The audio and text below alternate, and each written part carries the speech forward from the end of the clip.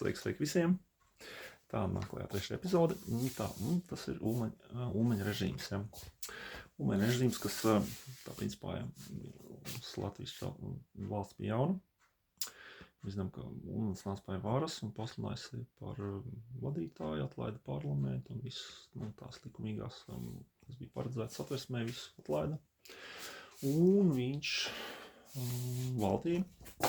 Un forši labi valdīja un padarīja latviešu tautu, kalpu tautu par kungiem un, starp citu, nevis tikai par kungiem, bet ļoti bagātiem kungiem. Viena no bagātākajiem vispār tālākajā Eiropā. Jā, viss tur sabūvēja, viss attīstīja un vispār fantastisks uzplaukums bija un tur viss, jūs jau zināt, jā, tās visas lietas, kas notika, jā, forši, jā, tas bija brīnišķīgs laiks, fantastisks, jā, ko mēs tagad atceramies atmiņās un visām tādās lietās, jā, bet, jā, tāds viss notika, un tāpēc arī, jā, mēs esam pateicīgi, un ka augsts tāds piedzīvot, ka mēs latviešu tauti, jā, varējām to izdarīt, jā, varējām panākt tādu milzīgu progresu, jā, to visu tā kā, jā, bet pienāca 40. gads, un mēs zinām, jā, ka, jā, tomēr izšķīrās nodot mūsu zemi un tautu ienaidniekam, tā vienkārši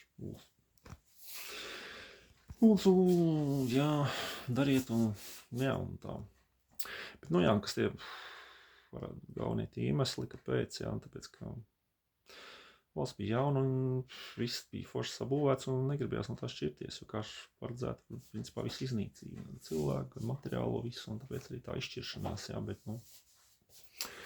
bet īstenībā, jā, tas bija tas lielais klupšanas akmens, jā, tāds, principā, jā, mums pēc tieši šiem likumiem vajadzēja izvēlēties brīvību, jā. Brīvība, ja mēs izvēlētos brīvību, tad mēs cīnītos par to brīvību, bet šajā gadījumā mēs